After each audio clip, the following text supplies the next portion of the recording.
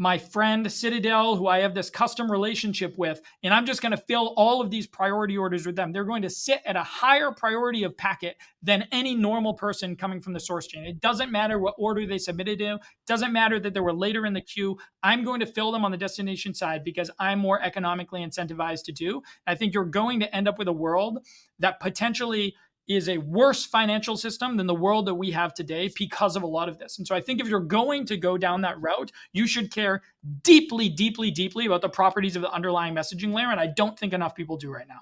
Hey everyone, this episode is brought to you by Sei, the blazing fast parallelized blockchain, which is unlocking Solana-like performance for the vast ocean of ETH devs out there. Now, you're going to be hearing all about Sei and their new V2 upgrade, but if you take away one thing, the EVM is here to stay. There are some problems with it, which we're going to get into later in the episode, but Sei, and especially their V2 upgrade, is helping solve that. So thank you very much, Sei, for making this episode possible. Hey everyone, this episode is brought to you by Uniswap, delivering the best on-chain trading experience in crypto, period, bar none. One thing I want to call out is the Uniswap extension. So say goodbye to these days of these annoying sort of pop-up wallet extensions. You lose your place trading, you have to open it back up. Uniswap now has a nice, sleek sidebar that persists no matter where you are on the web. It's much easier to use. If you click the link at the bottom of this episode, you can join the waiting list. And I'll see what I can do to get you moved up that waiting list. But definitely go click the link, check it out. All right, everyone. Welcome back to another episode of Bell Curve. Before we jump in, quick disclaimer. The views expressed by my co-host today are their personal views, and they do not represent the views of any organization with which the co-hosts are associated with. Nothing in the episode is construed or relied upon as financial, technical, tax, legal, or other advice. You know the deal. Now, let's jump into the episode. All right, everyone. Welcome back to another episode of Bell Curve. This is a very special episode, which has been in the works for a long time. Very excited to introduce my co-host for this season, Hart. And today we are joined by Bryan Pellegrino of LayerZero. Bryan, welcome to the show. Thanks so much. Happy to be here. This one's going to be great. Thanks for setting this up, Mike. It's going to be great. No, hey, this is my pleasure. And frankly, I'm just going to do my best to almost stay out of your guys' way. I think in terms of, this is the interoperability episode, guys. So if you've been following along with us for this entire season, this is, of course, the Multichain End Game season. And what we've been asking ourselves, right, is trying to update our mental model in terms of how these many different blockchains are going to speak to one another. And obviously, the core concept there is interop. So basically, for listeners, in terms of an agenda here, what I want to do is kind of tease out from a high level, Bryan, your perspective on what this multi-chain endgame is going to look like. How are all these different hundreds or thousands of or millions of chains going to ultimately end up speaking with another? Hart, going to ask the same of you, and we're going to try to tease apart the parts that I think where you guys agree on, which despite, some of the spirited interactions on Twitter, I think there's a lot of agreement actually in both of your worldviews. And then I also want to get into the parts where you disagree and maybe dive in a little bit deeper there. So Bryan, why don't we give the floor to you first here? Just to start off, can you, sort of starting at a high level, I mean, where do you think we ultimately end up in terms of this world of hundreds or thousands of millions of chains? And, how are those chains ultimately going to end up speaking to one another? Yeah, I mean, I again, so we try to stay pretty unopinionated in terms of what the end outcome will look like. For us, it doesn't matter if it's literally 1,000 completely orthogonal layer ones, or like Ethereum only as a settlement layer and a ton of layer twos. I think the goal for LayerZero is to build the lowest level possible primitive of the highest possible utility, right? Like that's the function, that's the framing we use when we think about the world. And I think when you think about that, you think about like how should that thing actually be built? So if these things, you have a bunch of random state machines or like execution environments that exist, how should they talk to each other? What should that look like? What properties does that transport layer need to have? I think like those are the things we care and focus on, and like very strongly opinionated in terms of like what properties that layer needs to have in order to like achieve kind of the end state that I think all of us want. So I don't think it matters what that is, whether it's 1,000 or 1,000,000 or literally just 10. I think you need the co-communication no matter what. Yeah. You have this really great analogy, Bryan. I've heard you describe sort of the birth of the internet and comparing it to the development of crypto as it is today, right? There was kind of like in the beginning, there's kind of, little computer clusters, whether that's at UC Berkeley, and then there was ARPANET, and those things didn't really talk to one another. And even in the early days of the internet, right, you had these sort of competing corporate intranets where these corporations are trying to put everyone on their same structure. And I've heard you compare LayerZero, the protocol, almost to sort of the most open, sort of permissionless thing that ended up winning, which was TCP/IP. So can we get into that a little bit? Like talk a little bit about that kind of like early days of the internet. How is that similar to where we are today? And then like where would LayerZero sort of fit within the sort of analog internet context? Yeah, sure. So early days, we had a bunch of intranets, right? Which were just distributed execution environments. You had DARPA, you had Stanford, you had all of these different clusters, right? And if you wanted to take some data and process it, you want to do some computation, you'd literally take your floppy disk and you would like fly to Stanford and you'd pop it in and run it, and then you'd have your results back, right? And then eventually we invented this very nice stack, the internet stack, and allowed these things to talk to each other. And that, basically became the internet. And the lowest, like the primitive of the internet is effectively a packet. It's just like do some compute on chain A, take those bytes that are generated from that compute, move the bytes, and then like do something with those bytes on the other side. LayerZero is arbitrary contract invocation with a bytes array. It's invoke a contract here and generate some bytes, move the bytes, and invoke a contract on the destination chain with the bytes. And so I think that is effectively a transport layer. And so when you walk down, like what properties do you want that to have? That's where I think it actually becomes very interesting, because I think a lot of the space was built on like you like immutable, permissionless, censorship resistant, right? Like those are the three primary properties that I think most things in the space were built around. And I think when you talk about like how you actually build that layer and what it means, and we can walk through this throughout the episode, because I think it's going to come up quite a bit. There's so many problematic structures that you get into if you lose any of those three properties.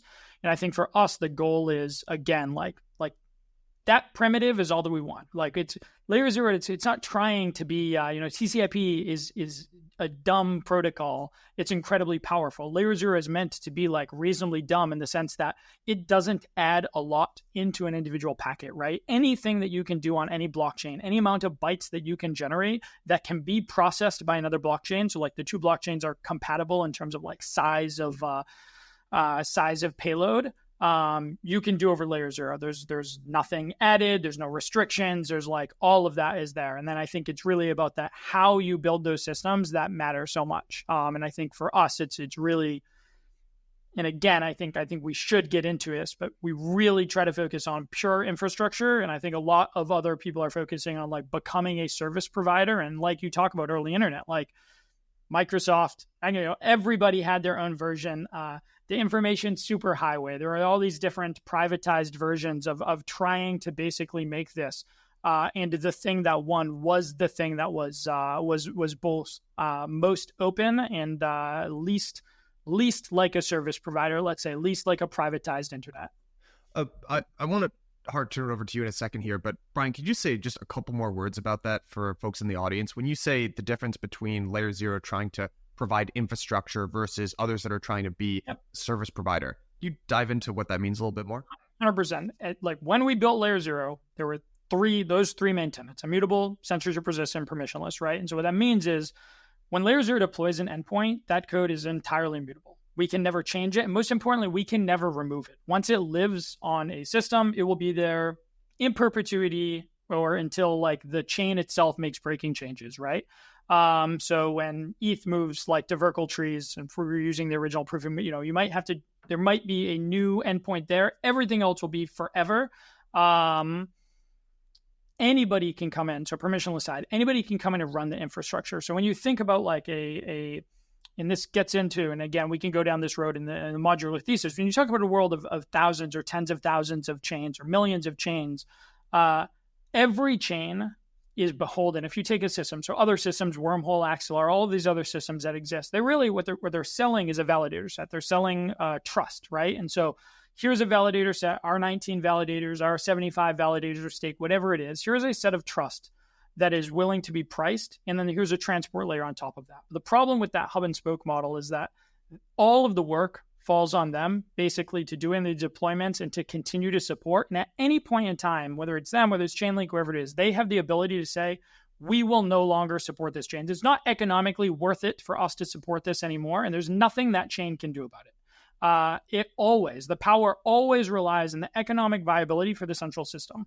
With LayerZero, when there is an endpoint, anybody can run that infrastructure forever. There's one app who cares. That application can go and run it itself. If the chain itself wants to run it, it will always be available, and anybody can run any piece of the stack. And that is like a hugely different. So like we say this very nicely in the white paper, LayerZero is the only system that allows the applications by proxy the chains to reason long-term about both the security and liveness properties of the protocol. Everything else is basically up to date. So all of these other systems are effectively, they're providing something very similar if you take it at face value. They're moving bytes. Everybody's trying to move bytes.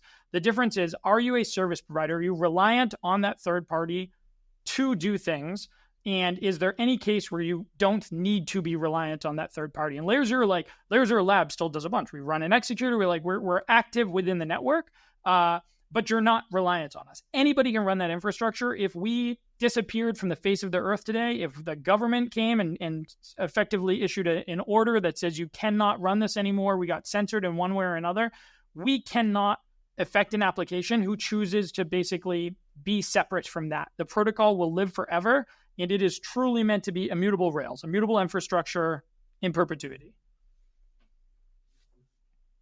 Yeah, I think that's a really critical thing to point out. And I think one of the things that people misunderstand about LayerZero is they maybe see LayerZero competing directly with like CCTP or Axelar or something like that. Whereas my understanding, right, Bryan, correct me if I'm wrong, is you belong in a very different place in the stack. And in this sense, yeah. So again, there's very easy to confuse because people they want to create a similar mental model. They are selling the model of trust. That is a problem they're trying to solve, is creating let's say trust minimized, the most trust minimized validation set, right? That everyone is trying to solve the verification layer, and we're agnostic to the verification layer. We actually think over time it becomes extremely commoditized down. We think did not think it's practical to be opinionated early on. The model has already changed drastically. You see people shifting from what was considered, there's a very optimistic messaging was like a very big thing for a while. There's all these different paths of, nomad style of optimistic messaging. There's a very different path of going down this route. And so we've always been extremely unopinionated. We're not solving, we don't have a validator set that we're telling you is the right one. You can fit any validator set in. Any of those people I name, Axelar, Wormhole, etc., can be used within LayerZero. LayerZero is focused on the transport layer only. That is the thing that we care about. Cool. Yeah. And I think actually for folks following along at home, maybe one analogy, Bryan, and you can push back if this isn't necessarily correct, but there's almost there was a discussion a little while ago about almost like Uniswap Labs, the front end, and the back end protocol. And the back end is just kind of immutable, censorship resistant protocol. And then there were different service providing entities, in this case, Uniswap Labs, which built the front end on top. So in this case, LayerZero is aspiring to build the sort of back end immutable part. And I love the fact that you really honed in on those sorts of characteristics about what makes blockchain special. So if I could maybe try to sum up, and then Hart, I want to turn it over to you to get your sort of vision of the future here. But basically, Bryan, what I heard you say was, going back to this analogy of the internet, what we ultimately had at one point was this kind of discrete sets of different computing networks, and we needed a way to unify all of them. Because where we're ultimately going to drive to here is the user doesn't really care. They don't care if they're sending work to be done by a computing set at Berkeley or this other computing set. It just needs to feel like this integrated, holistic experience, right? But we want to find a way to do that while preserving, in blockchain land, these really desirable properties of immutability, censorship resistance, etc. Is that about the right way to describe?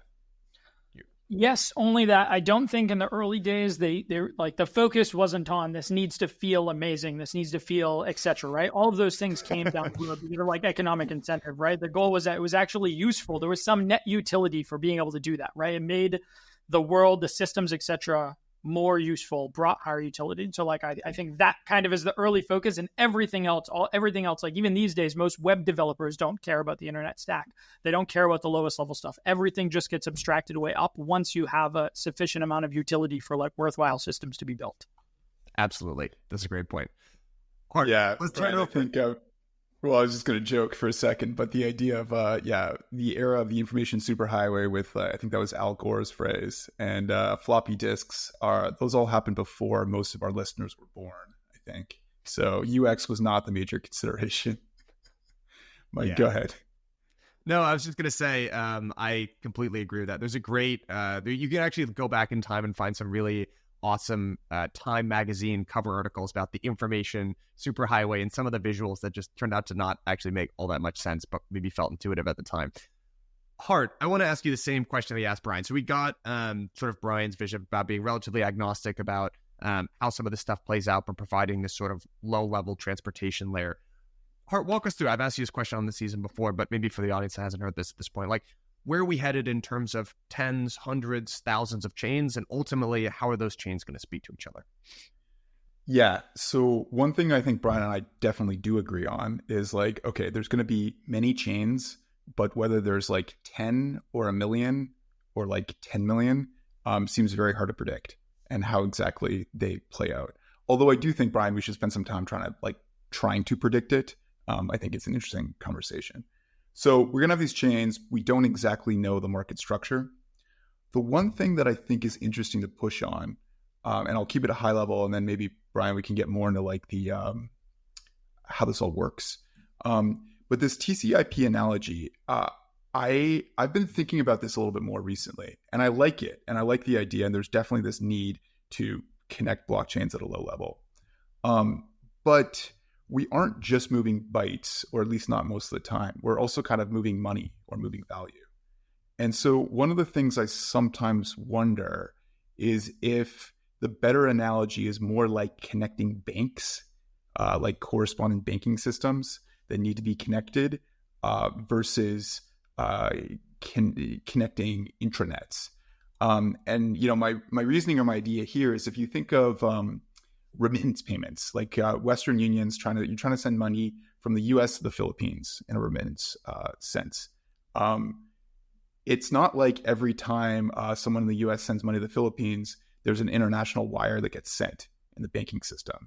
Like Western Union batches together these payments, they make the payments in real time, and they send like the international wire equivalent once a day or once a week.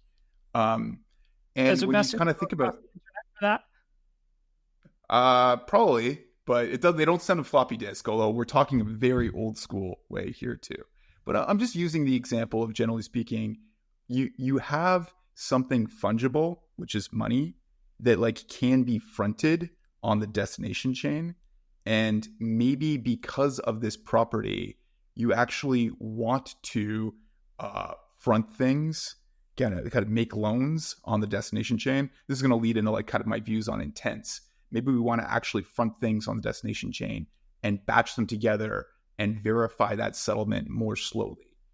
Yeah, it's functionally just a question of how many messages get sent. And in all of these models, like, there needs to be state basically being moved. And so you say there's a difference of moving money and moving data. And to me, it's the same thing. When we got into the space originally, there were just bridges. There wasn't like universal messaging, like it didn't exist. And our basic thesis early on was it's the exact same thing. Like moving assets is basically just a subset of that. That was basically the foundation of the OFT was like, why are there third-party bridges that are doing this when the token itself can literally be the bridge internally? You can move 100 million, rather than paying 6, 8, 10, 12 bips to an external bridging provider, the token itself effectively can provide, $100 million for the cost of gas. So you're moving hundreds of millions of dollars for sub-cent, and then like that layer of efficiency is such a world of difference of needing to rely on any of this other stuff. So I think fundamentally they are the same thing. It's just like whether you're batching or creating this external social contract or like all of this stuff, like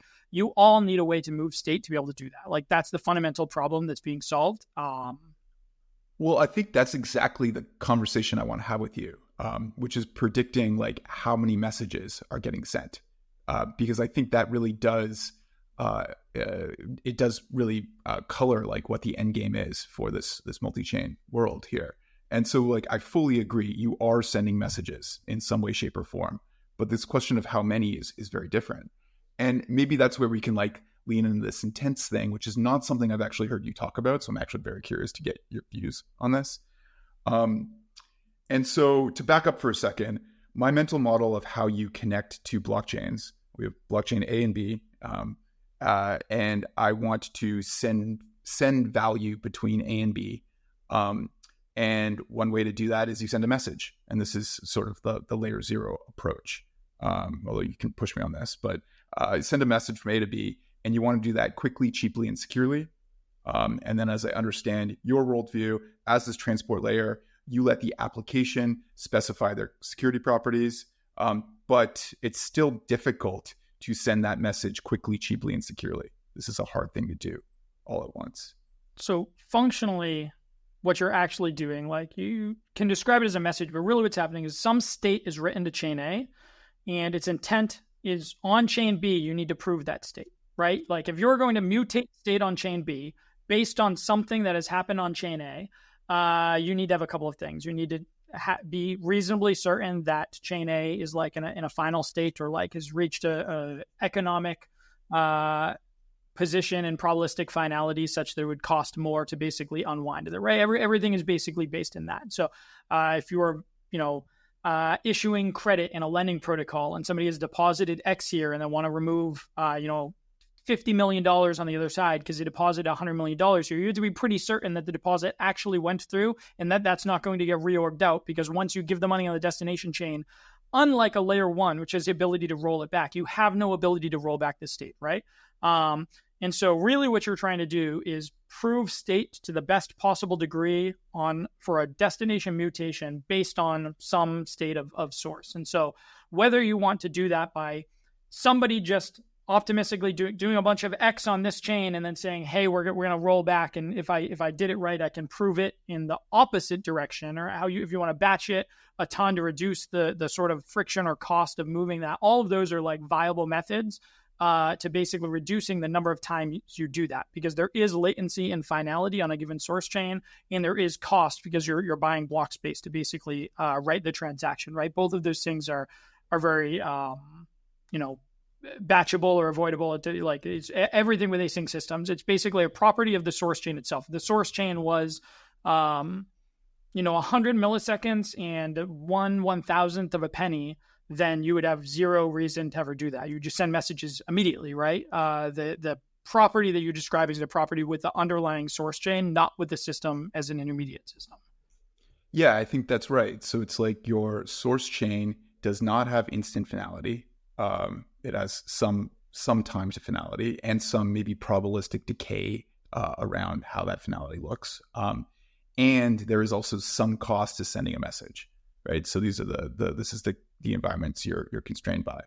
So the path that I'm super bulled up on is this intent-based model where you introduce this third party. And so this third party, we call them a relayer, call it a filler, call it a solver. It doesn't really matter what it is.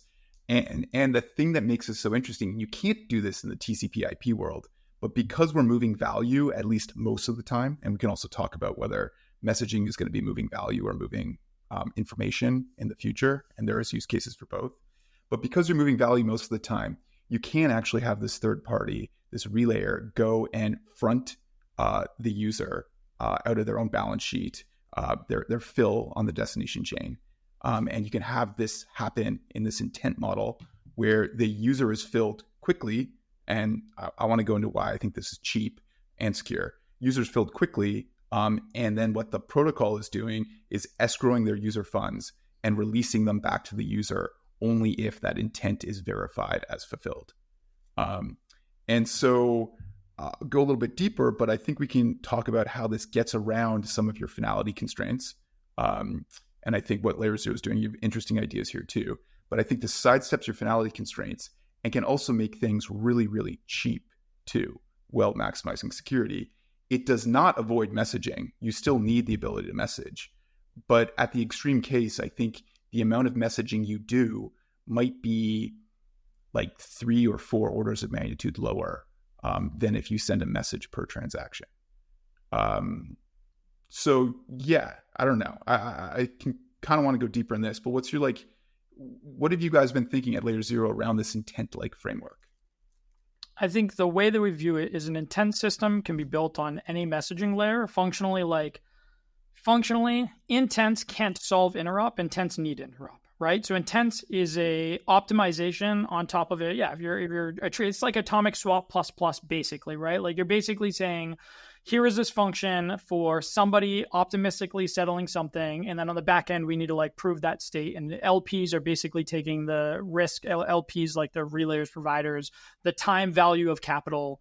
That's basically what they're pricing. They're pricing needing to keep inventory on these chains or having inventory on chains, and the time value of capital in terms of the settlement period to get it back in terms of when the message comes back. But the difference is that interop, like, so if you believe in that world and that's going to be like a dominant function, it means that there will not be a significant amount of messages that are state. You'll never have applications that develop to have state across multiple blockchains. You'll never have things that progress in terms of actual general message passing. And I think like that's a thesis that we believe in like very, very, very strongly. So I think like intent systems can live on top of a great interoperability protocol, but intents can't solve the interop piece. And so intents, as we view it, are like an optimization, a way that you can try to create an optimization in liquidity on top of a system, but you still need the underlying system. And again, the underlying system is like what we're trying to solve for.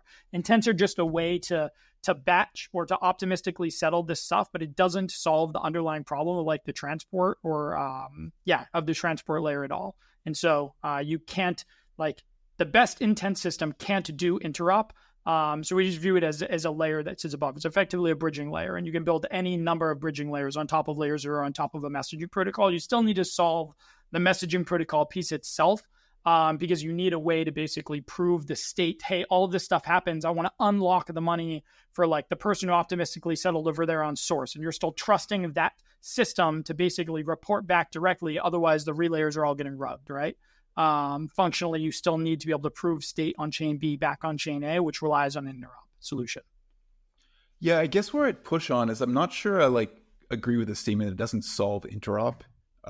It's like, I agree with you that it still has the requirement that there is some underlying messaging system that exists and has to get used in certain cases.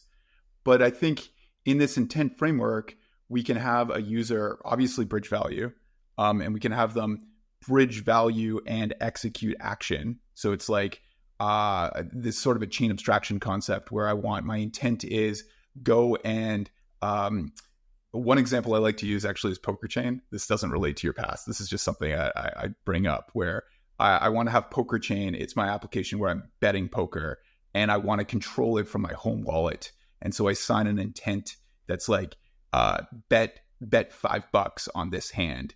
And I have quick interop that goes and executes that. It's like moves value and executes an action. You could have intents bridge user ops in an account abstraction sense to go sign something. Like the easy counterexample is like I'm a lending protocol that lives on chain. I live on some long tail chain, right? I don't have deep liquidity. I don't actually know the global states in the market. I want to go fetch the current price of something and process a liquidation based on that. I want to, I'm now splitting across my storage, right? My storage lives in some other layer and I want to go fetch something like that. Can't be. So you can't have an application that actually needs or relies on state or through an action mutates state or does any of those things in an intent-based system. You need a way to prove something has happened on chain A to be able to trigger it on chain B. And again, even on the intent system, like in all these things, you sign a message that does X, like you need some way to say that thing that you signed is a canonical block on the source chain. Otherwise, you can just basically rug endlessly if you're mutating any other part of the system. So like in account abstraction, yes, you can sign a message for yourself doing your own thing on the other chain, which you could just like go and sign it yourself.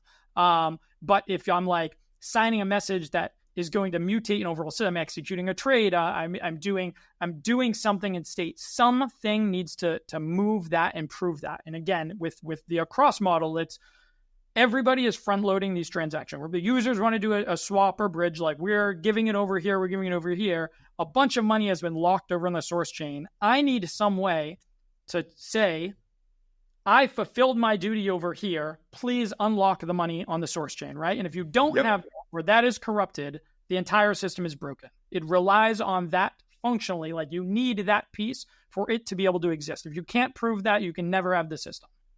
Yep.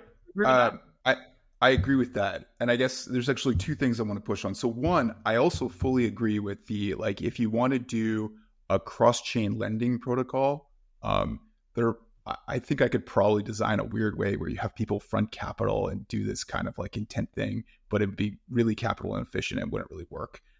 I do agree with you that for those types of applications where you really need to observe state on other chains in almost real time or basically real time, you have to lock state between chains to do things like in a cross-chain lending market.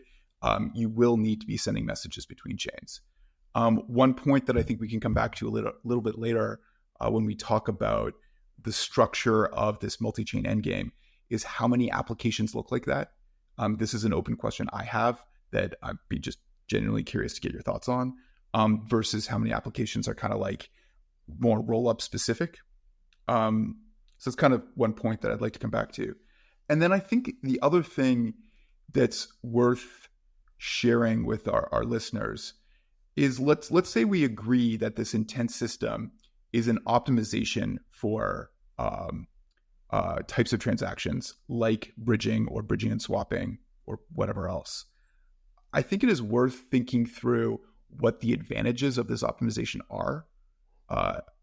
Again, in the vein of what does the end state look like? Like, is this optimization important enough that it's actually a very important layer in and of itself that still requires the messaging layer below it?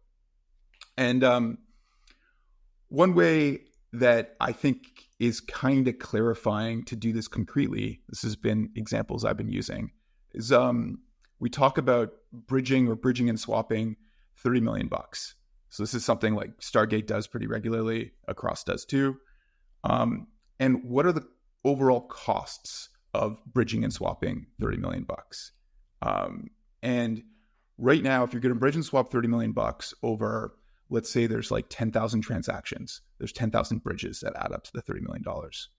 You are going to have 10,000 deposit transactions on your origin chain and 10,000 fill transactions on your destination chain. That is like unavoidable. That's only in the current method, right? So this is like functionally, it's kind of the nature of building immutable systems, right? All of these comments that everyone has gone on the bridging side is based on a version of Stargate that's like 2 full years old, right? Immutable can never be changed. Like Across just was upgraded again. Like there's all of these upgrade paths along the way to like try to improve it.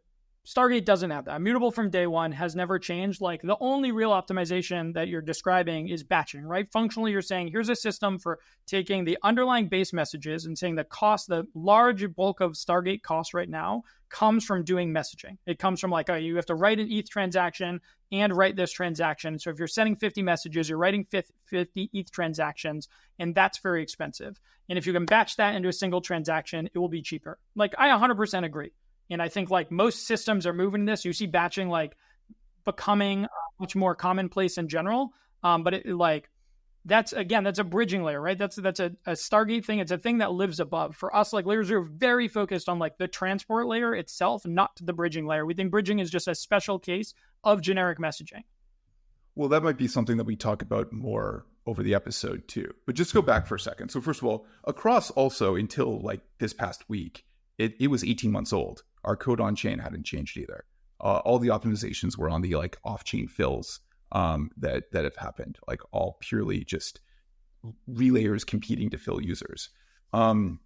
So yeah, but what I was actually talking about that I think you do agree with in the bridging or swapping use case, and users want to move value between chains in any way, like baseline of any system, there's going to be a transaction a user has to make to deposit their assets on the origin chain. And there's going to be a transaction that the protocol or a relayer or somebody has to make to fill the user on the destination chain. That is like unavoidable gas costs. You can't actually move value between chains without them. You agree with that? Yes. There's a transfer on both sides. There's a transfer on both sides, right? So you agree with that. So then the question is, okay, well, if we're moving $30 million over the course of the day through 10,000 transactions, and it sounds like you also generally agree, what is the most effective, cheapest way to move that $30 million over 10,000 transactions? What's the most effective way to do that? Is it the most effective or is it the safest, right? There's like, what are we optimizing for as like an overall system?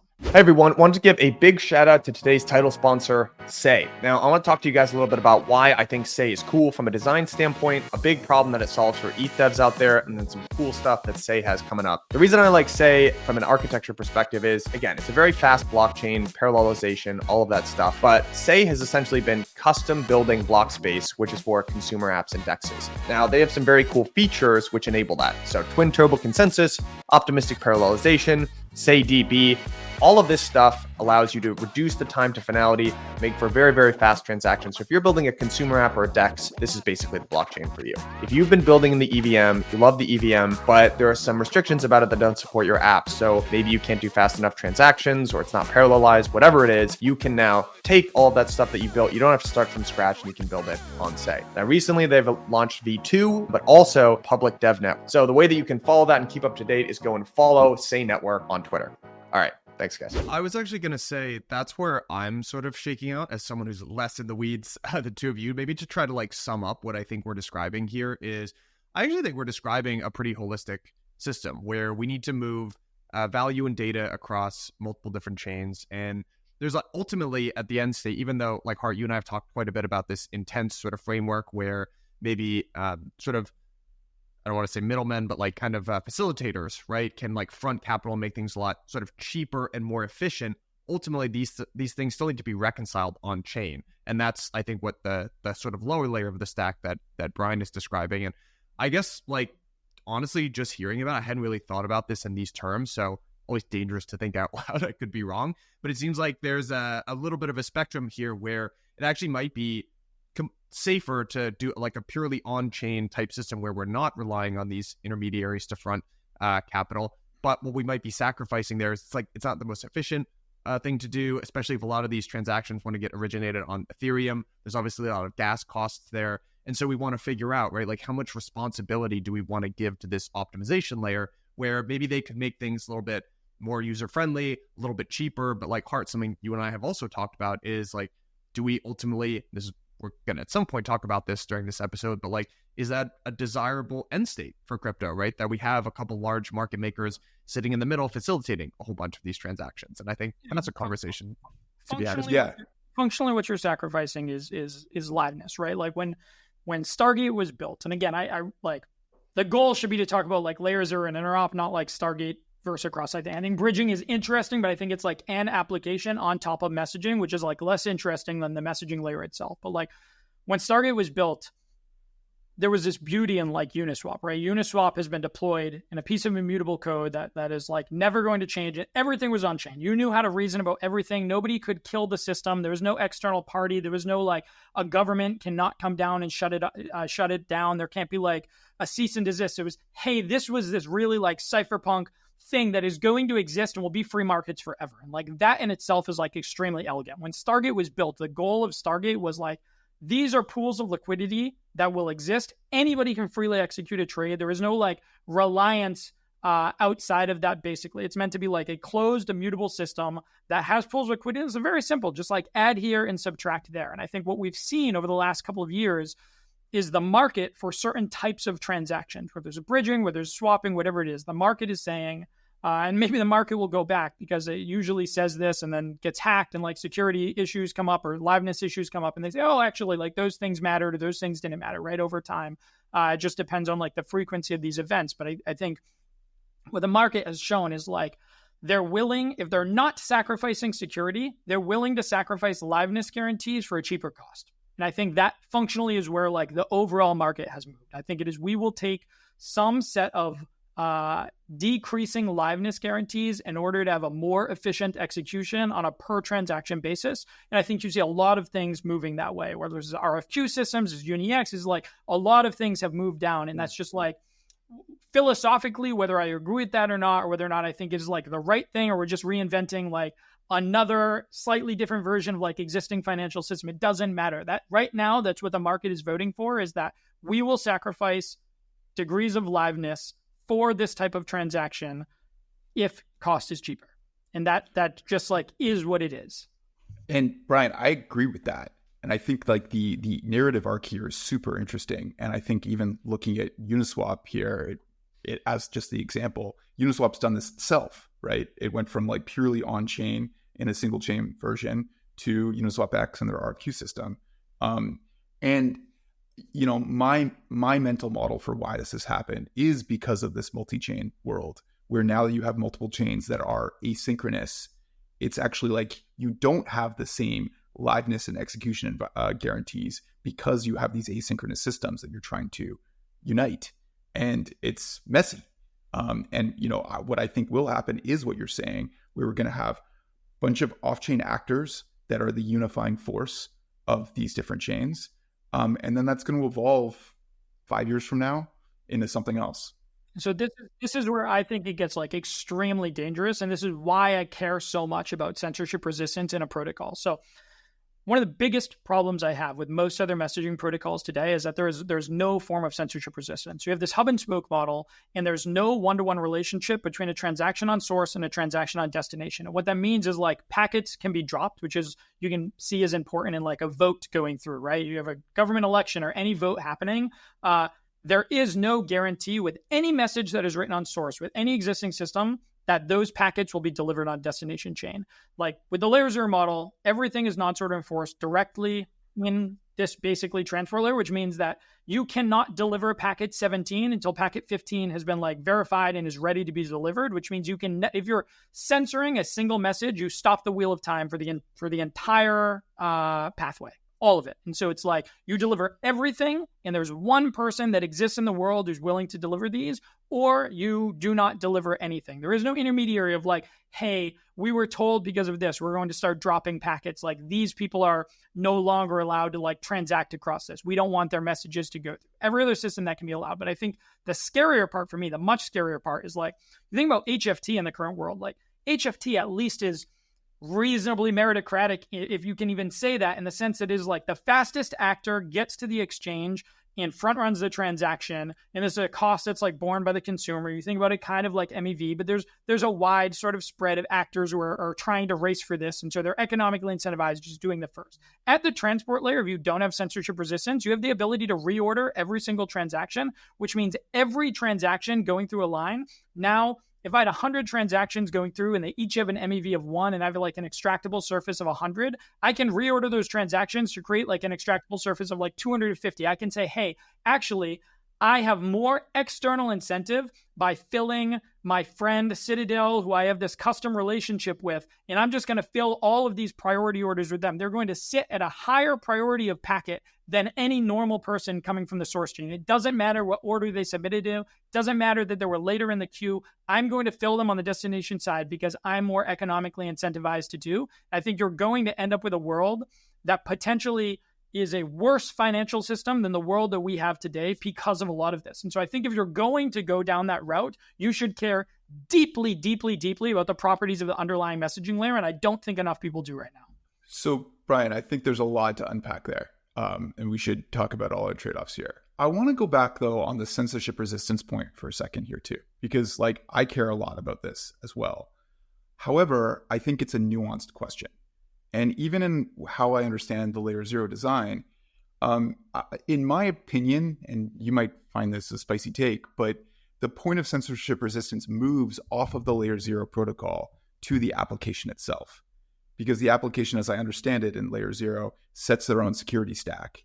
And depending on how they upgrade or change that, that can be a point where they could get messed with. Hey everyone, this episode is brought to you by Uniswap, delivering the best on-chain trading experience, period, bar none, in all of crypto. Here's how I would divide the protocol today. There's a web part, a mobile part, and an extension part. You can say goodbye to the pop-up wallet extension, which is just not great from a UX perspective. Now what they've delivered is this nice, clean sidebar where you can just very easily track swaps, sign transactions, send or receive crypto anywhere. Just a huge UX improvement. On the web part of it, huge improvements here. You can buy and sell 700 plus tokens at your price on your terms, and they've got limit orders, which are powered by Uniswap X, and there's gasless. They've also got real-time charts, transaction logs, pool data, project information, all this cool stuff that just really improves your UX trading on the web.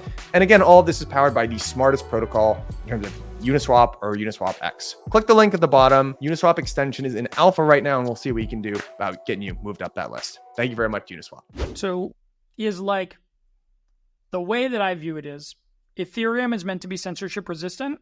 USDC contract on top of Ethereum can do whatever it wants. It can have a blacklist. It can do whatever it wants internally. That should live at the application layer.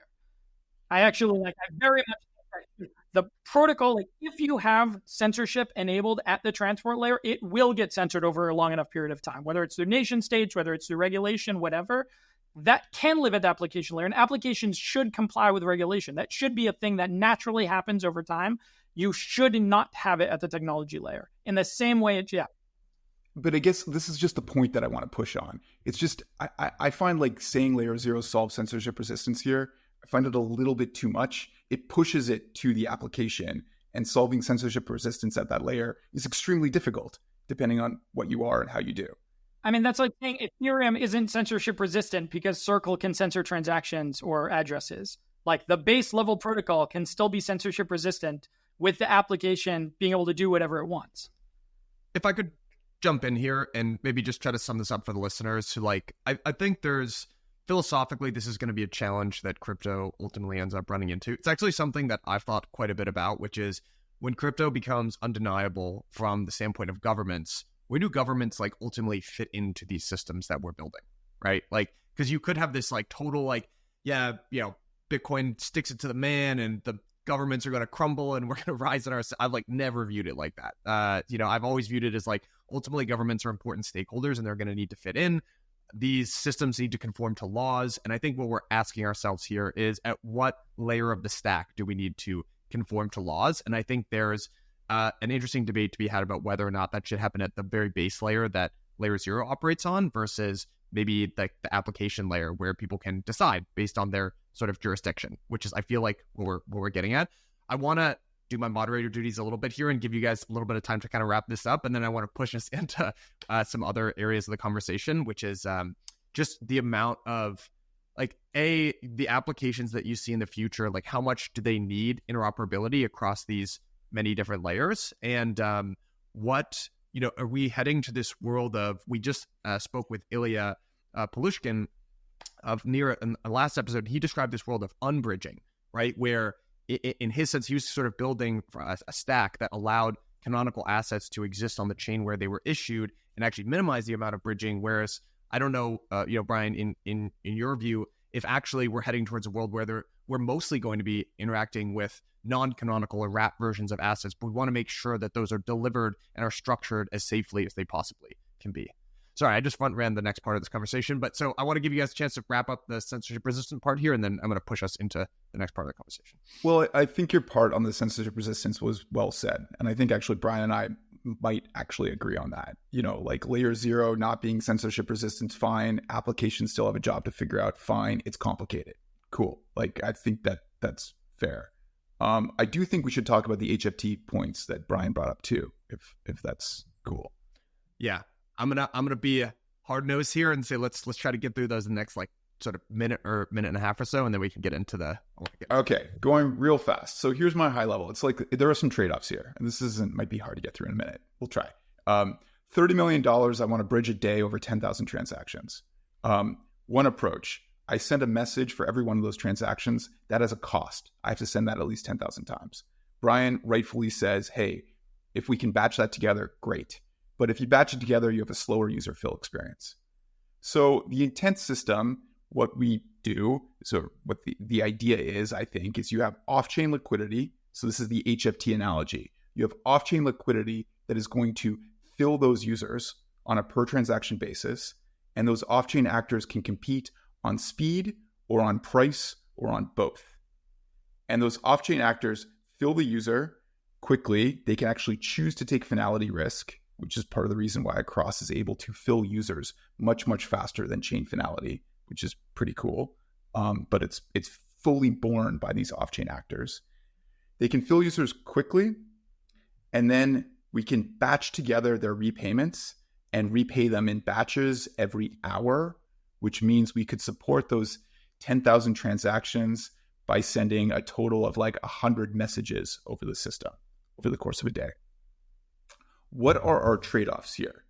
Our trade-offs here is that we have off-chain actors that have to get paid for the loan they're making to extend to users. The advantage is we send way fewer messages. The other disadvantage, to Bryan's point, is that there is an off-chain component here. And if that off-chain component doesn't show up, users don't get filled.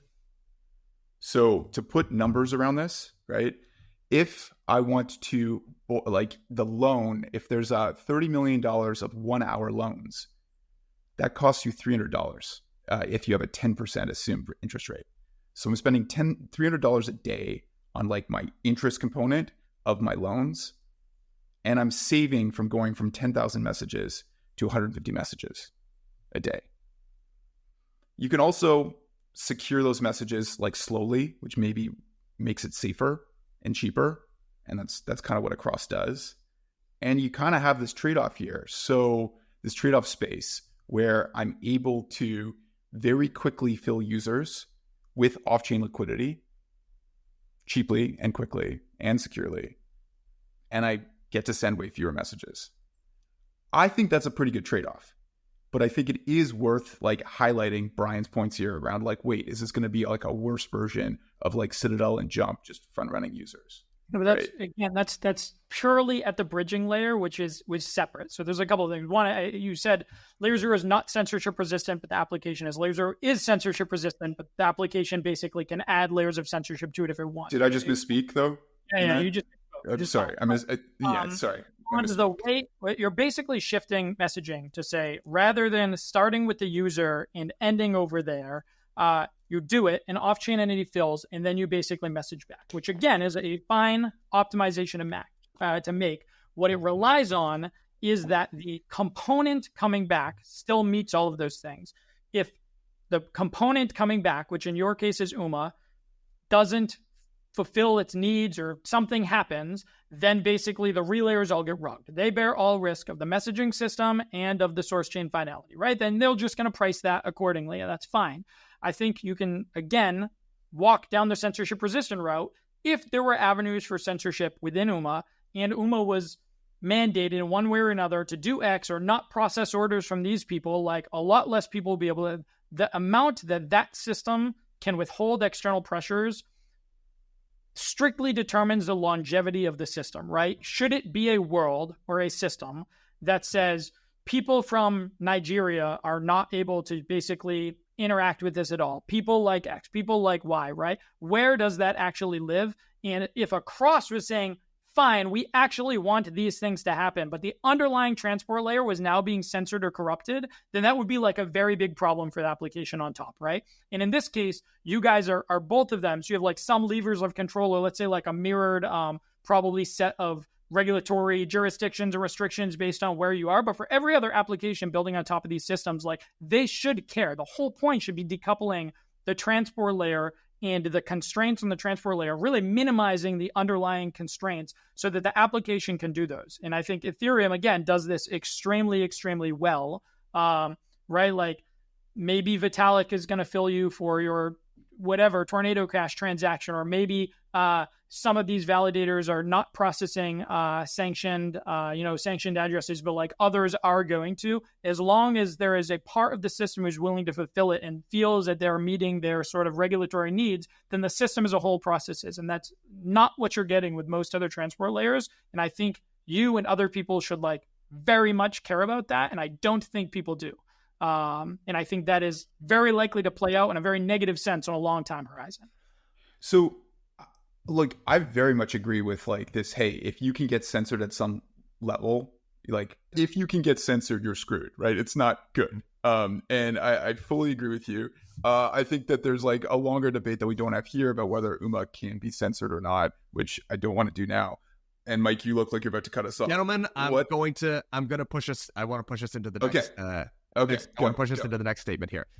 Everyone should go back and listen to that. I actually feel really lucky to be on this. It was so much like there are very interesting trade-offs of just sort of risk, security, cost, like very, very interesting conversation. But I want to move on to this. I want to move on to this question where, like, when we think about the end state for applications, like what are going to be the requirements for interop? And this is a really difficult part of the conversation because it's so critical. Ultimately, the underlying infrastructure needs to support the application. One of the challenges with crypto as it exists today is that we don't have many applications with traditional definition of product market fit.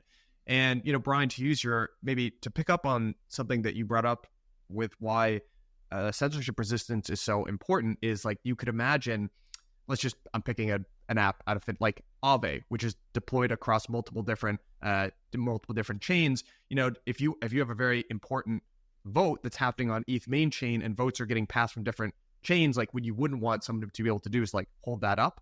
I guess the counter to that might be, in the future, maybe we imagine that we don't think about deployments across different chains in the same way that we do today. And maybe like Aave exists primarily in this like Ethereum sort of trust zone, which has largely solved interoperability within one another. Do you see what I'm saying? So like, I would be very curious to get a sense from the two of you about how you think about the needs for interoperability from the application layer in a fully mature environment for blockchains. Who do you want to start with, and where do you want to start with that? Whoever feels the bravest. So, okay, like the Aave example is pretty interesting because I think Aave is an example where what can't you do on Aave, and Bryan brought this up earlier, like what can't you do that I want to do? I want to deposit like ETH on Aave on Ethereum and borrow OP tokens on Aave on Optimism, like this cross-chain thing here. So cool. There's a need for, I think, messaging to make that happen. This would be like a cross-chain lending market. What I really don't know is how many applications there are like that. And I think the alternative world, and I think it's almost clearest to think about this with like games or something like that, where if I'm running on-chain game, I probably want to have my own blockchain, my own rollup that I'm just controlling I control the performance functions, and I'm just doing stuff within my world. Like I don't really need to talk to other blockchains to progress my game, at least the vast majority of the time. What I do need to do is have people be able to move gas and move assets on my chain. And I need that to be cheap and smooth and seamless. So I spent a bunch of time talking to almost every large gaming studio in the space. It's something we're like pretty active in. Most they want their own execution environment that's extremely low fee, and they basically have control over block space. Effectively, that's what they want. But the other thing that they very much want, every single one of them, is access to liquidity across all of the broader market. So they want to be able to take their assets and access Ethereum liquidity. They want to be able to list on Blur, on OpenSea. They want to be able to have people buy and sell from other markets. These NFTs themselves, most of them want to be able to come out. In-game assets want to be able to go where they are the highest source of liquidity, or have a process for dealing between them. And so I think on the gaming side, there is it's a very clear example where the majority of execution happens on a single chain. I actually argue with this a lot with my co-founder. My argument is usually like, what more can we do in sort of single chain atomic environments? How can we verticalize? And his argument is that 99.99% of all the world's compute today still happens on single machines, but the internet is still the internet, right? Like functionally, like you can argue as much as you want that this chain or the majority of execution is going to happen in a single chain. And I will very much agree with you. There still needs to be this layer of the internet for anything of any measure of complexity to be built. Yeah, but it still gets interesting and nuanced, right? Okay, so we agree that you're going to have the vast majority of like compute or execution happening on a single chain. And you're going to have some number of single chains, and they exist, and that number could be 10, it could be 10 million, don't know, right? And we also agree that there are some applications that require like locking state between these chains. And this would be like your cross-chain lending market or something like that, where I really can't do my thing on this other chain until I verify that something happened on my origin chain. And then if we also, so then going to the gaming example, so we have then this concept of there's something of value that we want to be able to trade on other chains. And I guess really two forms, fungible value and non-fungible value, right? And so then the difference here is that's not like a synchronous thing. That's like an asynchronous thing. Like as long as I can trade my asset, I'm happy. And I think like this is where I get open-minded about what does that end state look like? Like, how much messaging is there involved in that kind of end state? And where I look at from at least the fungible perspective, I think the intent perspective works very well. I'm much less clear on the non-fungible side. I mean, basically every application that exists on the internet is effectively async, right? So like if you look at any early application built was just like this monolithic structure. It sat in a single server. You would host the server, you'd put the server in a data center, whatever, and everything would run on this one machine. But as applications get more and more complex, as user needs change, as single environments or not, look at any modern application being built today. You have all of these web services, you have all of these like microservices you're using, whether it's different databases, whether it's things for compute, whether it's things for, all of these different structures, storage, all of this, doesn't matter. Everything moves out to the bounds of basically optimizing the specific thing, and because using that for the thing that it's good at is much better than using a generic system, right? For almost everything. Every web app is built this way today. Every major application you ever use is built this way today. And so if the thesis is that this application will live on Ethereum and Ethereum will be able to do everything it needs to do extremely well, then that's a thesis that you could have, or I guess it's a belief that you could have. I think the most likely scenario is that you have applications that increase in orders of magnitude of complexity, and that you have storage live in Arweave or IPFS or Filecoin or wherever it is, and they take that storage, whatever it is, data from that, bundle it up, do a really complex computation on Solana, and roll the end state of value, whatever the result of that is, to Ethereum, and it lives there, right? You can see this world evolving in a bunch of we separate data and settlement and execution, and all of these things start to basically bifurcate. And I think as you have applications move down that route, we're going to move from a model that is like a single, very naive structure that exists today to something that is measures of complexity. And I think if you believe that what we're doing, blockchains themselves will scale real financial applications on chain that can service billions of people, like that will have to happen. It will just have to. There's no way you have a single monolithic structure that deals with all of this. There's not any chance that happens. And so it really is a bet on, do you think applications will stay at the same level of complexity they are now? Or do you think that they will be forced, like bridging is moving towards, to search for optimizations within the application execution? Will you be able to pay, $30 or $100 for a trade or a loan or everything forever for every single one? Or will logic and execution, all of these things, be shifted elsewhere? I think, Bryan, that is the core question here. So we're saying that we are going to connect blockchains, and there is some latency and cost to connecting blockchains for sending messages. We agree. If, though, we are primarily moving value, then there is an approach here where you actually fill users with off-chain liquidity, right? I don't think we'll only be moving value, though. But I agree with you. I agree with you that we won't only be moving value. But it's kind of like one of those questions where is it like 80% of messaging, or is it like 10% of messaging, right? Or 80% of what is the result of the question, right? Let's say it's 80% or 10%. What does the end state look like? You still need a messaging layer that maintains the properties that you want, or else the layer above just gets corrupted. So like, what in either bound of that answer, what changes in the world? I'm saying in either bound of the answer, what changes with the messaging layer underneath? Oh, sure. You have a messaging layer underneath. But like, the whole point here is like the properties of the messaging layer change is a desired, like. Bryan, the point of this is like, what does interop look like, right? So I think interop looks very different. You still have a messaging layer. Is like, what does bridging look like, or what does messaging look like? Can I hop in here? One thing that I actually find myself asking, and maybe the user is thinking as well, is there's also a question here about, I think maybe something that we haven't directly asked, but it is ultimately, are most of the financial are most of the use cases of blockchains going to be primarily financial? And if that is the case, like, is moving value, like, and all of the complicated abstractions and entities that like move that value, ultimately going to be where a lot of the value ends up getting extracted from these systems? Or is it this sort of message passing system, which we're agreeing, I think everyone agrees here that we're going to need these general message passing systems.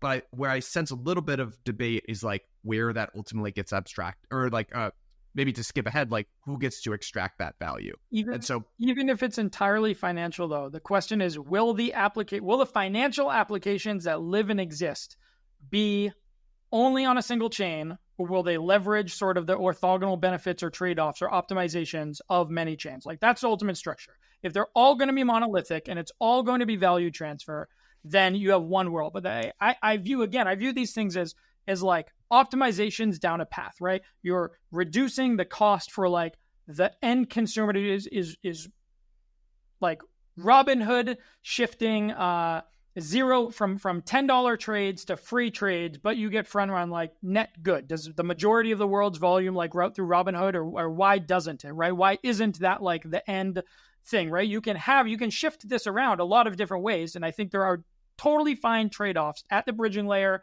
at the swapping layer, all of that. You can make an abundant set of trade-offs for where cost lives, where value is extracted, how to drive down the end cost to the consumer. But that's all reliant on having the underlying piece, right? And so like, yeah. So Bryan, I want to agree with you. Like I just want to like frame this as like what's the most interesting conversation we can have here? There is going to be a messaging layer. LayerZero is going to build a valuable business.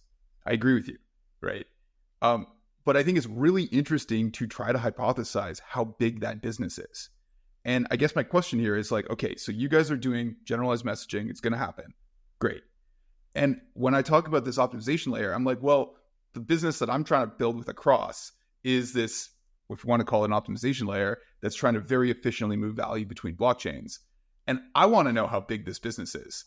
I want to know how much value is running through this business that's optimized to move value. And like where there is potential tension is if my business of optimizing moving value between blockchains is like captures a lot of value and then doesn't produce that many messages, it ultimately makes the LayerZero business like less big. Doesn't mean it's not huge. And that's where we're maybe getting tense here. But I want to understand what this end state looks like. I don't care about that. It's not even me saying like LayerZero has to be the end transport layer. It's that we're talking about two different layers. Like you're want to espouse like why Across is great and at the layer above. And I'm saying Across is just like a thing that can be built on top of LayerZero. Like how that layer is defined, I think is much more overall. And so they're like down the path. If you go down the path of, okay, bridging is like the number one use case and moving value is the number one use case. The question is, will you need external liquidity to basically move that, right? And that's functionally what it is. It's if we're going and we say everything is value transfer, then all of the assets are just going to go to native issuers anyways, right? Like Circle, CCDP, LayerZero, OFT, all of this says you don't need a bridge at all. Now you can move again $100 million, $1 billion, whatever you want for just the cost of gas. And that's it. And you can batch that as much as you want. You can add any amount of latency. You can have Circle fill on the other side and then batch it back into a single message. All of these things can be done. And there is no need for any external fill or bridging layer if it's all done at the native asset layer anyways. Well, hold on. That's not true. Like Across is cheaper and faster than Circle CC. Because Circle has its own constraints that it's built in. It could fill on the other side, no problem. All right, I want to try to structure this here because, for the audience here, right? One of my favorite movies of all time is Thank You for Not Smoking, and there's a guy who's he's blank on the word. He's one of those good people that he's a lobbyist, and he has this debate with his son, and is chocolate or vanilla ice cream better? And he's like, oh, you didn't convince me. He's like, I'm not trying to convince you, I'm trying to convince them. So Hart and Bryan, I want to give you guys each a couple minutes here. Make your pitch to the audience. I think part of the reason why there's so much I'm going to call it friendly competition between the two of you is like both of you guys are building monster businesses. Both of you guys sit at sort of a different layer in the stack, and there's this sort of natural competition, right? But like, hey, like I think my layer is super important and like creating a ton of value here. So I want to give you guys a chance to like, instead of going over some of the technical specifics, like kind of make the pitch to the audience for like why you guys sit is like valuable and gonna do a good job of like kind of capturing some of the value that you're creating. And then I've still got two important questions that I want to get to here. So if we could just do Bryan, if you want to take the lead here, Hart, you can go, and then I've got two more questions so we can wrap up. Yeah. I mean, sure. So again, I'm not actually trying to convince you or anybody that what we're building will be like the most valuable, like again, the Brian, you'd never make it as a lobbyist, my friend. yeah, the only thing that I is the think game. is how do you build the thing that has the highest maximum utility? And if I build my piece of the stack right, pieces like a cross can exist. Again, a cross, intents, all of it cannot solve the actual messaging layer, and you need that layer back. And so if we want to move up the stack and say, here's how bridging will look, here's how cross-chain dexes will look, here's how cross-chain lending protocols can look, like we can talk the application layer, but I actually think it's like there's a huge amount of indecision around what the messaging layer looks like. And if that's done wrong, everything else is broken and corrupted anyways, right? And like, you never scale. If that's done wrong, you never scale to 1 million blockchains, and you never have censorship rails and immutable rails and like all of those things that matter. My point is, if you don't get that right, you can't get any of the other stuff right anyways, because it can all be corrupted. It can all be basically exploited, or, $5+ billion of hacks in, like all of this stuff happens. And it happens not actually because of the validation layer. There's not a single of the last 15 hacks, not one of them has been because of a malicious validator set. Not one. Every single one of them has been because of contract upgrades for the large part. Wormhole, $350 million hack, contract upgrade. $1.8 billion critical bug, contract upgrade. Another $1.8 billion critical bug, contract upgrade. Nomad's hack, contract upgrade. Sockets hack, contract upgrade. And half of the people in the industry are still like, these are the systems we should use. People just don't care. I hear, Hart has spent a lot of time criticizing LayerZero for many different things, but I've never once heard any criticism around that, which has been historically the biggest vector by far for every other protocol. And so as we walk down, I think it's a much more interesting debate. And naturally, it's because the thing that I work on and actually talking about that layer and why it matters, because if that layer is wrong, nothing else matters. Like if we all move, there was this, I don't want to pick on BNB chain too much, but there's a joke in the early days of BSC that was like the CAPTCHA with all 9 of the validators being CZ, right? And it was just like every face with CZ, right? And it's like, are we okay with a world that is a chain that looks like that versus a chain that looks like, like Ethereum or like many of these others? Do we care about Bitcoin? Do we care about the underlying layer? Do we care about the application? So are we here to talk about how the application layer gets built? Or are we here to talk about how the actual interop system gets built underneath? How does that actually work? And I think that those rails, if that's not the conversation, we just want to talk about what is the best way to have a bridge that lives on top of that. We can have that conversation, but I actually think has not been decided at all. And I would be much more interested in hearing across or Hart in general say, here's why this is the underlying layer. Here's why I think applications should build on this or that. Here's why we support XERC20 as a standard and X and Y and Z, right? Here's why we're trying to move to those things. I think that's far more impactful conversation on a 2-year time horizon, and everything else gets solved on a 5-year time horizon. Because if you get that part wrong, you end up with a very different world. You end up with not Ethereum. You end up with insert long tail chain here that has 6 validators, and people saying, okay, it's doing what we want. It's doing the compute. All right. So I'll try to be a lobbyist here. I am trying to convince you that this layer is important. Because I actually don't think, Brian, people think this way. That's my difference here. I actually think most of our ecosystem is thinking that the transport layer where you're working is the thing that we've all got to figure out and spend our time thinking about, which is true. I agree. But I think this layer of how we send value between blockchains is going to be where 70, 80, 90% of all the messaging happens, or all the interop happens. I shouldn't use the word messaging.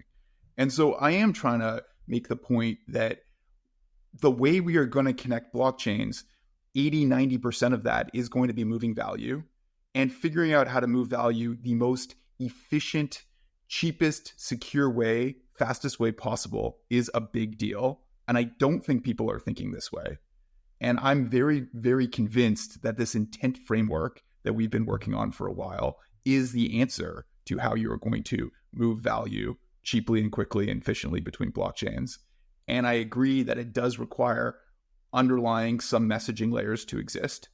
And that's where we're at. So yeah, Mike, that's my summary. No, I really appreciate it from both you guys. The passion just comes across from both of you. And that's exactly who we want building these systems. So I just really appreciate both your guys' perspectives there. I've got two, maybe we can end on these 2 questions, which is one, maybe a slightly related question, and frankly, we could have done a whole episode on kind of like monolithic and modular, and ultimately like what those two words for me are starting to blend a little bit, and I'm sort of thinking about it from the perspective of like how tightly are distinct systems sort of coupled. But one thing that I would love to get your take on, Bryan, because we've been talking about this a good amount this season, is what is your view on, when we zoom out into this end state where applications have some amount, we might disagree on some of the particulars, but of demand to interoperate.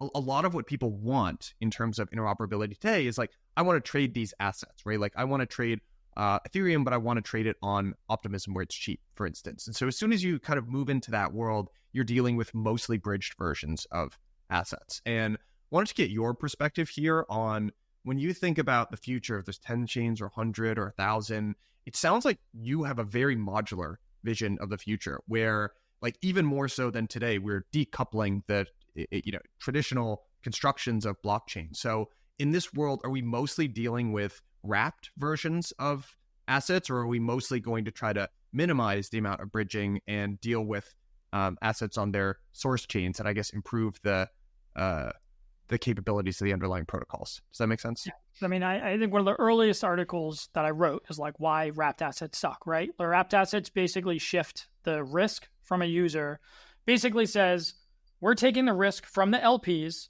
right? You swap in Uniswap, LPs bear the risk of the Uniswap protocol. A user executes a swap, they get their asset on the other side, they never think about it again. A wrapped asset basically says we're shifting risk from LPs to the end user, and the end user is holding that asset, carries risk in perpetuity. As long as the asset exists, if the underlying is broken, everything's rugged, the asset's now worth zero, right? And this has happened like many, many, many times. So I think it's a purely worse model of the underlying asset. I don't think native assets have proliferated nearly as quickly as I thought, because it is a risk for Circle to extend to some untrusted state machine that it doesn't know that can have some issue and Tether and all these others and have that basically impact the overall liquidity. And so I have always been a huge proponent of native assets. I think it's why OFT is so compelling. I think that has been why a lot of these other things have been. I think naturally you will not deal with wrapped assets. You will have a single issuer or protocol who sort of owns where its token goes and owns how that token is moved and takes away the cost of moving those assets,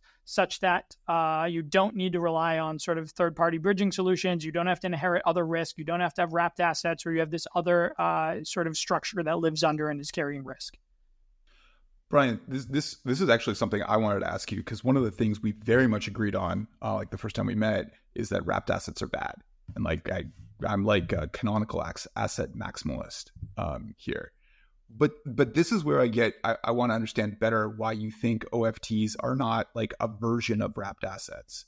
Because like within the OFT protocol, you can mint, you can use the bridge. If you control the bridge, the verification logic, you can mint unrestricted assets. So I'm kind of curious. Go ahead. Yeah, the token, that's just a parameter that the token sets, right? The token can basically rate limit and you can do anything that you want. It's just saying existing structure is, I have a token on chain A, it's going to get moved to chain B. You have two options, right? You can use a third party who basically wraps it, bridges it. So you have your transport layer and you have another bridging structure built on top of it. And typically you don't even own that contract on the destination side. It's a wrapped asset. It's like vanilla ERC20 that's coming out on the other side. You don't have any controls over what it is. And you're basically reliant on this external system, and they're charging you rent. They're charging you 6, 8, 10, 12 bips. Typically, those have been like historic bridging rates, right? Now you have the ability to say, you're going between two chains. There's some element of messaging, and there's going to be some risk within that messaging. There's some security property there that you're inheriting. But the difference is you get to own it. You get to set it yourself entirely. You own the end contract. You can set any of the rate limits you want. You can set any parameter that you want with that, and you pay zero rent to anybody else. Now, the cost of moving the asset goes from 6, 8, 10, 12 bips on $30 million a day, like you're saying, down to 0 bips for unlimited amounts, or for whatever you said is a rate limited amount. I've got a follow-up. I've got a follow-up question. Sorry, I just want to buzz it. I've got a follow-up question for you, Bryan, which is the implications, though, of bridge minimum, the being a canonical asset maxi or bridge minimalism, is that you are then, if you want to interact with an asset that has network effects like Ethereum, you are now subject to the constraints of Ethereum, the protocol as it exists today, namely paying high gas costs. Native assets, you will always have to have wrapped assets. You don't have a single entity who can issue it. That's totally different from most other assets that exist, whether it be stable coins, whether it be any protocol that's, look at any DEX, anything that has a token that exists and has its chain moving around, even like Lido, Wrap Staked ETH, there's, all these different versions have ways to move these things to different chains. Got it. Final question, Bryan, I'm going to ask it to you. Hart, I'm going to ask it to you as well, because we've talked about this before, but I want to get your 3 episodes in, a sort of updated view. Bryan, could you give us one of the things that Hart and I have been asking this season is, like, as we move forward into this sort of more multi-chain endgame, it's sort of apparent that we're going to have to make compromises in some way, shape, or form, right? I think that's just like kind of pragmatic, realistic approach. Maybe you could even like look at the example of Uniswap. The Uniswap sort of V1 was this cypherpunk sort of dream where the whole logic existed on chain, and there was like, well, actually, as we need to scale, ultimately we have to make some tough decisions about which are the important parts of the logic to live on chain or components of the protocol to keep the underlying core premise. But if we want to scale this to being able to support, however many millions of trades, then we have to move some stuff off chain or whatever that is. So I guess one of the questions that Hart and I have been asking ourselves this season is, like, where does the line kind of end? Like, what would we define as a successful end to this whole crypto experiment? Curious to get your closing thoughts there. I mean, what does the end state look like that's like good? What is a good outcome is basically the question. I mean, a good outcome is immutable rails that can be used by anybody effectively. I think that's why anybody who got into the space like a decade plus ago, we all got in for this like very strong ethos driven, right? It should be money that cannot be censored and controlled by some central actor, whether it be government, whether anybody else. It should be, you should own, right? This concept of like self-sovereignty and the ability of like actually having control of real ownership of the asset, and these permissionless structures. Anybody can run, anybody can be a part of, true decentralization. Like all of these things matter a lot. And I think you're right that likely more and more and more compromises are going to get taken. And I think we're seeing a huge shift towards higher and higher degrees of centralization. I think liveness is being traded off very consistently. And I think like there's a different view. And this is the problem that I have is there's 2 views. There's one, which is the current topology. And then there's 2, what is the actual architecture? And this is like in the very early days of Bitcoin or Ethereum and everyone else, like reasonably small validator set, like heavily, not greatly decentralized yet early on. Many times like known actors are running these, all of these, and they develop into what it is today. And the difference is how it was actually built. It was built and you could criticize current topology for how it exists right now, but architecture you couldn't criticize because the architecture was actually built to be able to scale into something that is. And this is like the evolution.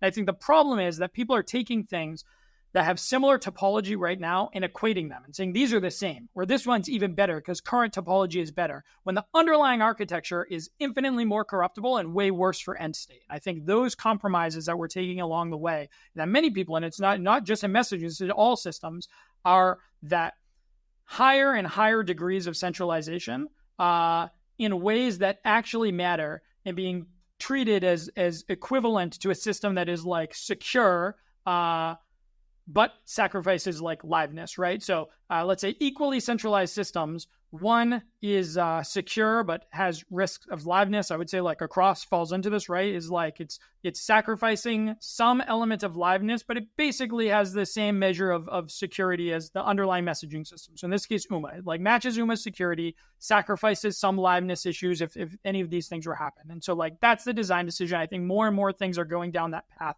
but they're being equated to systems that are like equally, or let's say 2 separate centralized systems. One is secure and sacrifices liveness. The one is equally centralized, but is not secure at all. And I think people are treating those as the exact same system. And I think that is like the fundamental broken part. And this is why I argue against like intellectual dishonesty and like bad faith arguing a lot of times. I think those things are being treated as completely equal in a way when they're just not. And I think it's happening sort of across the whole industry. And I think it's leading us and people will care more, or again, post more hacks, post more bad things. Like you can only sacrifice security for a certain period of time until that like comes back to haunt you. And I think we've seen that just many, many, many times in the space over the last, 11 years. So yeah, to me, that is the biggest thing that is like an issue right now. And I wish we could talk another hour on, because I think it matters a lot. Awesome. Thanks, Bryan. Hart, what do you think? Yeah, I mean, first of all, I love Bryan's passion around that point. Like, truly, man. And I actually think we probably agree more than you might think around all that stuff, around the centralization risks. I do think the debates here, though, are pretty nuanced. Like, one of the things I worry about from LayerZero's perspective is by pushing these decisions to the application layer, you're going to have some applications that make what are going to be, in my opinion, really bad security trade-offs.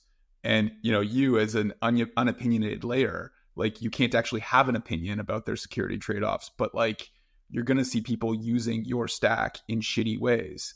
And that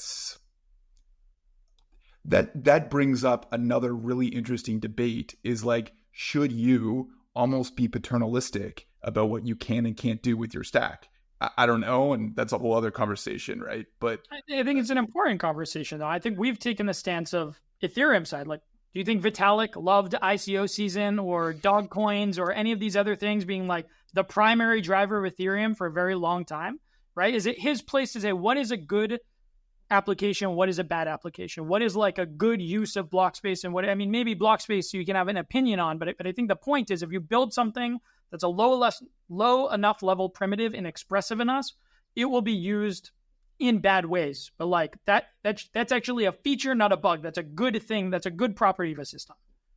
Man, I guess like I very much agree with that. But I think Vitalik is like super special this way, where he does offer an opinion in a very measured way, right? He sort of does shepherd. It's like this benevolent dictator type stuff that he does kind of shepherd the space in a certain direction, without being controlling.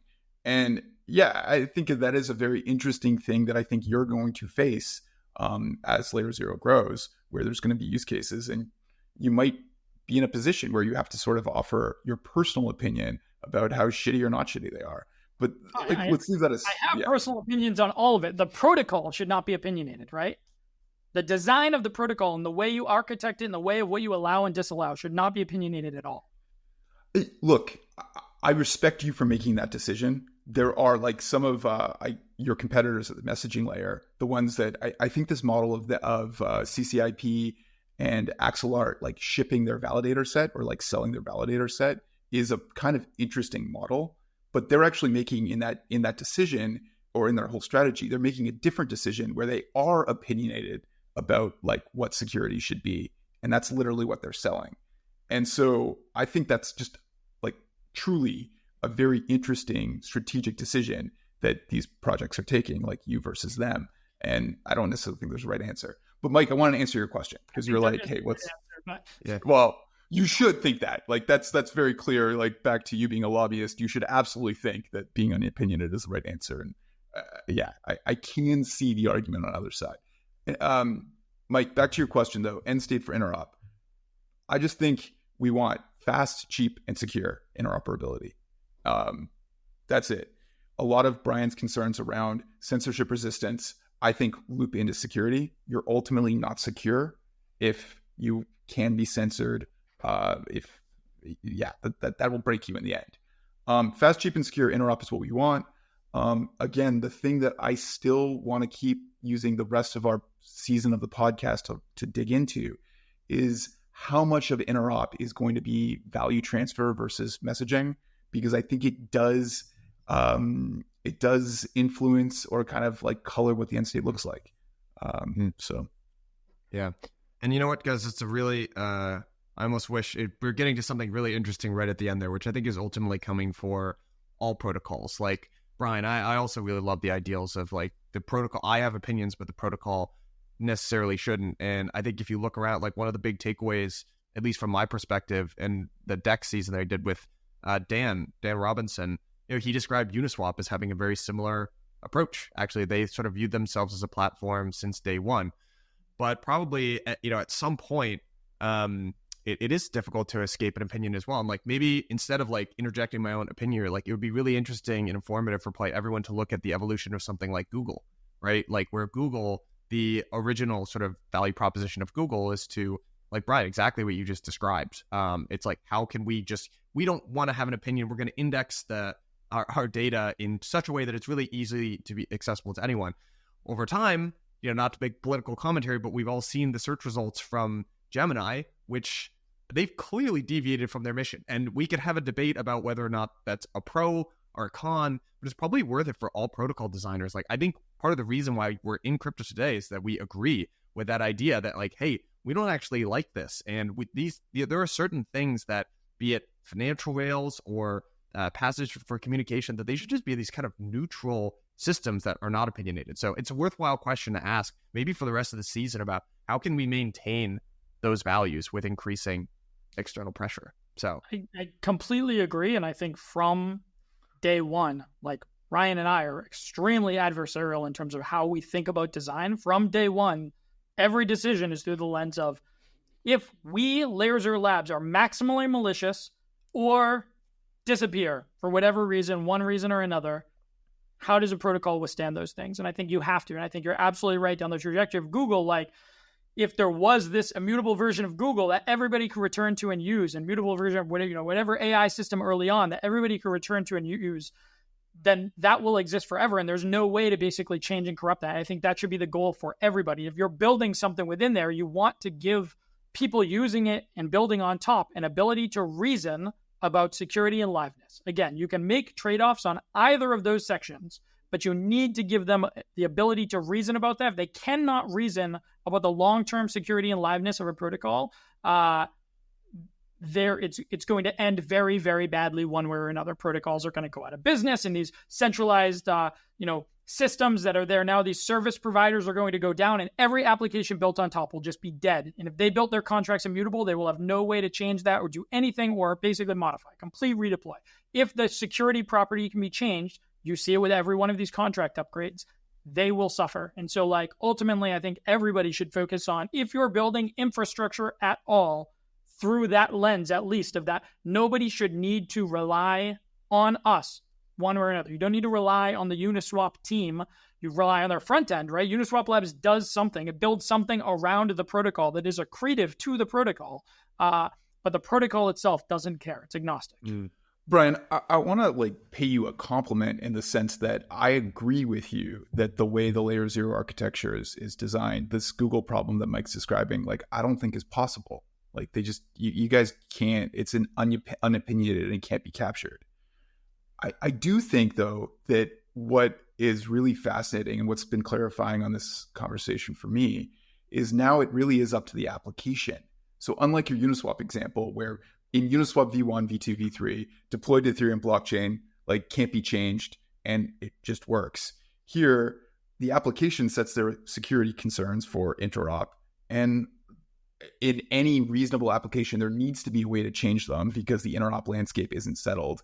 And so we now have a lot of trust we're putting in the application, which is a reasonable trade-off to make, but also kind of sucks because there's going to be some shitty decisions made. It maybe just because I know we got to wind down here, what we're describing is, we did a season of the show on Cosmos and the app chain stack, and it is a pronounced difference in between how the Cosmos ecosystem approaches decision-making versus how Ethereum approaches decision-making, in that Ethereum views itself as this immutable protocol, which tries to push complexity away to the edges, whereas Cosmos will just have an opinion. This type of MEV is good or bad. And you can look at many different examples of this, from Osmosis saying front running is bad, back running is good. We are going to internalize back running revenue for the protocol. Or Ethereum will kind of debate. There's this debate around issuance on the Ethereum protocol. Is it good? Should we cap it? Whatever. And in Stride, you had the liquid staking module where they were like, yep, 25% feels good. They're ultimately someone is going to have to make decisions, right? So I think that's a good question to keep asking about the rest of the season, about where does the decision making sit in the stack. So I think, guys, I know we got to wrap up here. I really appreciate both of you doing this. This was a ton of fun. Bryan, thank you so much, man, for coming on the show. If folks want to find out more about you, the work that you're doing at LayerZero, what's the best way for that to happen? Twitter for sure. I think the majority of the space lives on Twitter. We live on Twitter pretty frequently. I think, definitely the best space to follow anything new happening. Awesome. All right, guys. Appreciate you both. Bryan, this was a ton of fun. Hart, and I will see you next week for our next episode. Cheers, guys. Hey, thank you both. Hey everyone, want to give a final shout out to this episode's title sponsor, Sei. Now, there are a whole bunch of really exciting reasons to be building on Sei v2 outside of just parallelization. I want you to head over to sei.io to looking into building on their public devnet. Again, click the link at the bottom of this episode and head over to sei.io to start building something today.